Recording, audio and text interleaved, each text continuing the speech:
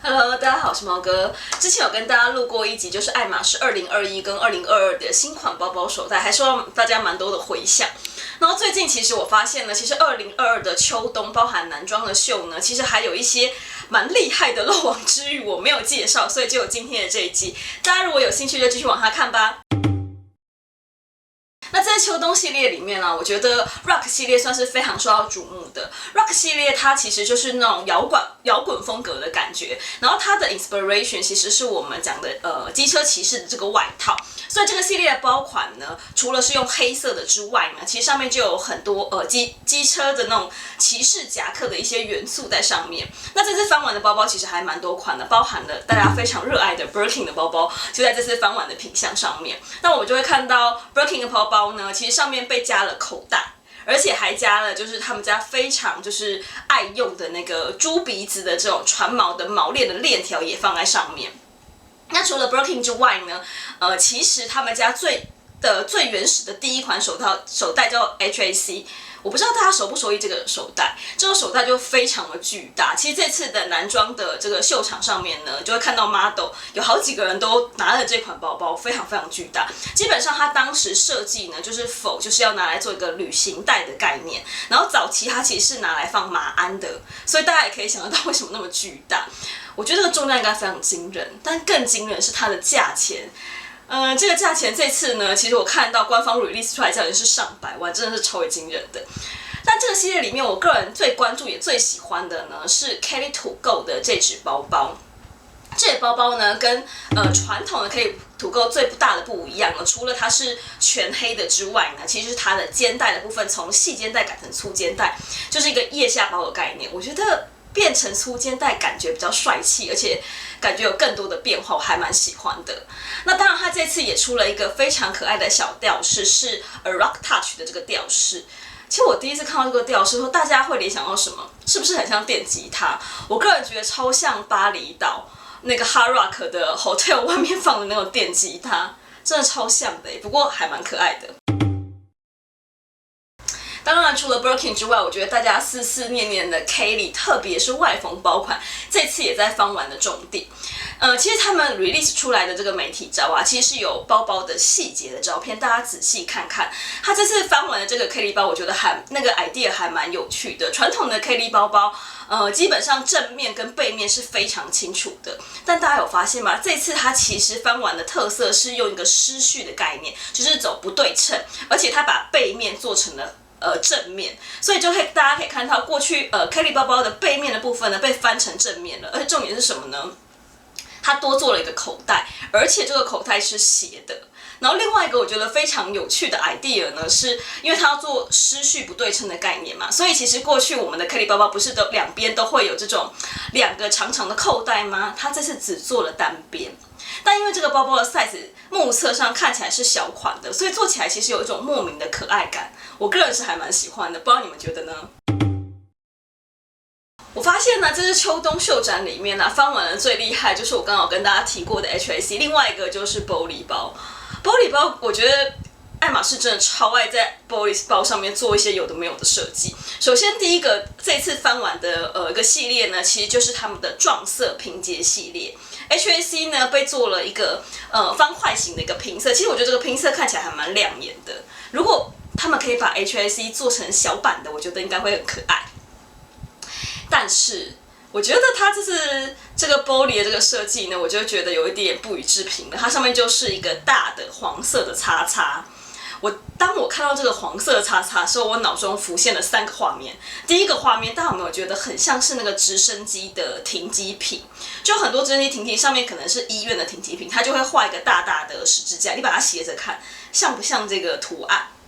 另外一个就是当大家每天出门开车骑车的时候，会经过马路的路口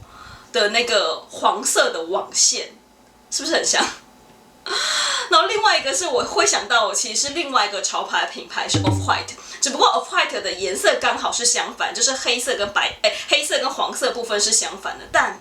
反正就马上会联想到这个。我个人其实不太喜欢这个大叉叉的设计，我觉得看起来是有点突兀。不过其实他们过去翻完的时候呢，有一个系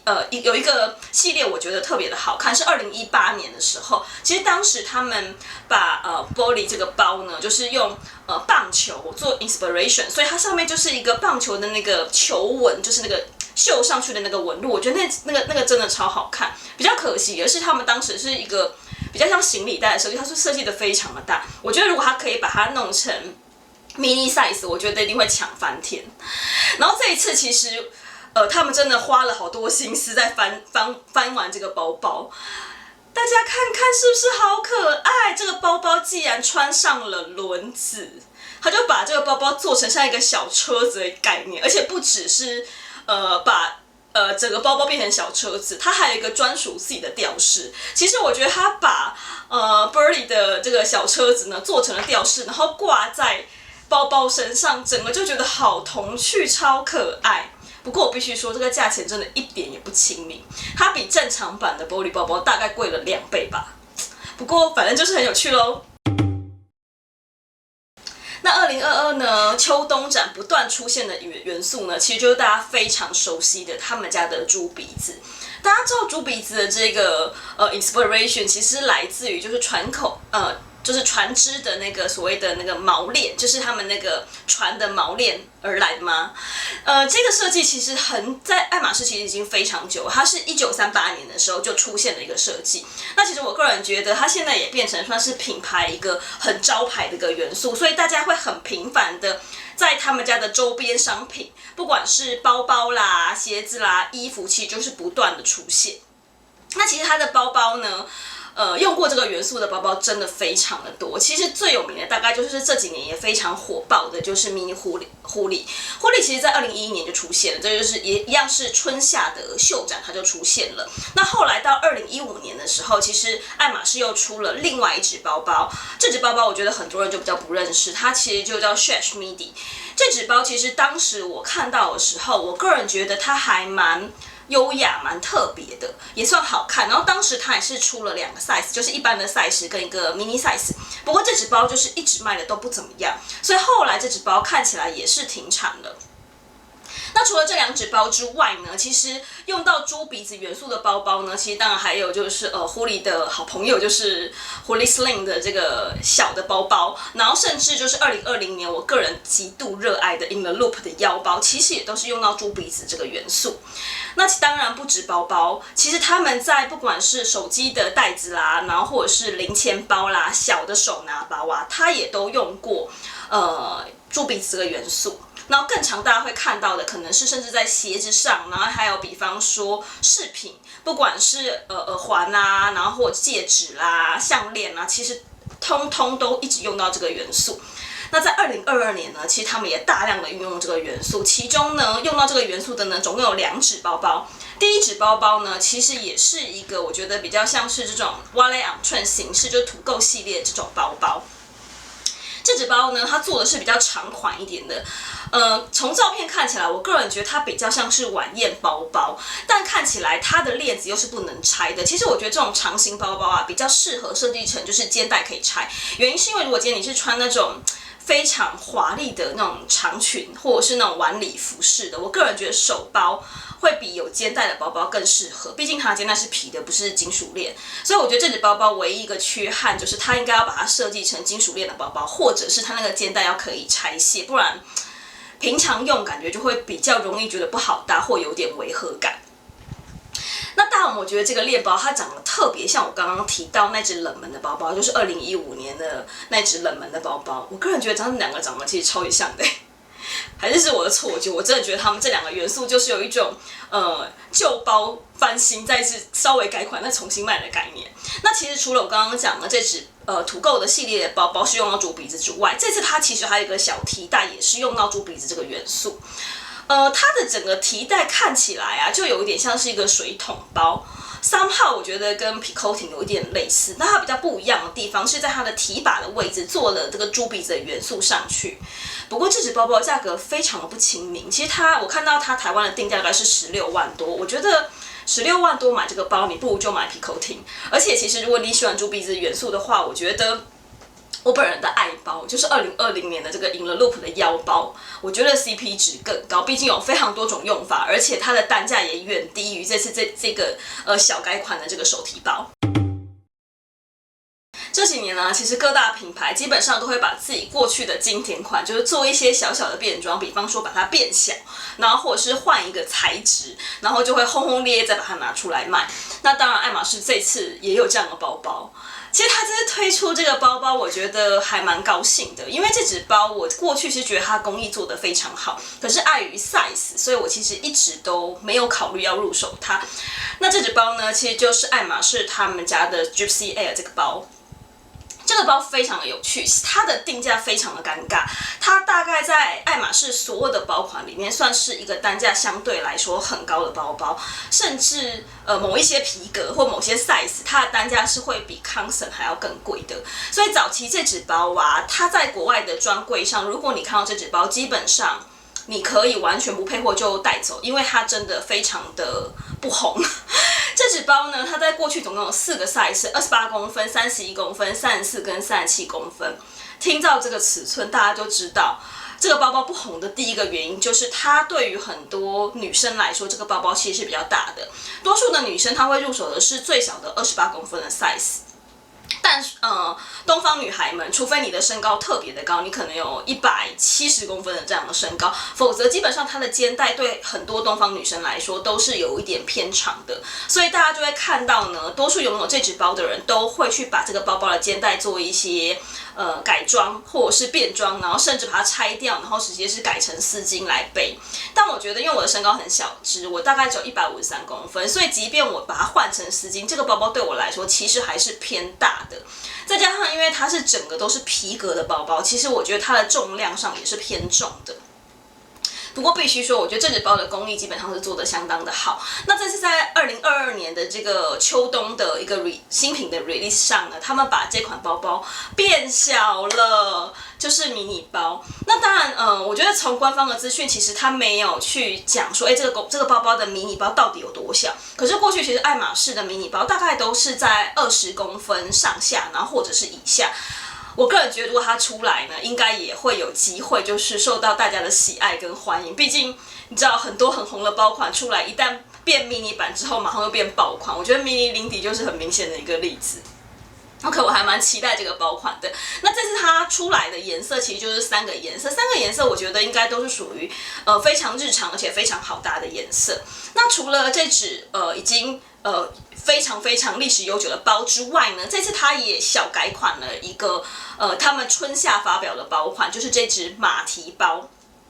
我上次跟大家介绍的时候，其实我跟大家介绍，我其实觉得这个马蹄包的这个藤编包包，我个人还蛮喜欢的。虽然我觉得它就是一只非常不实用的包包，但它充分的展现他们家的工艺，包含藤编啦，还有藤编跟皮革间拼接的技巧。那秋冬它出的呢，是把这只包包全部都变成了一个全皮的款式，再加上羊毛。就是感觉冬天就要有羊毛的设计，就会有种毛茸茸的感觉。他们这次用的是黑色的 box 皮，所以它光泽度非常的好。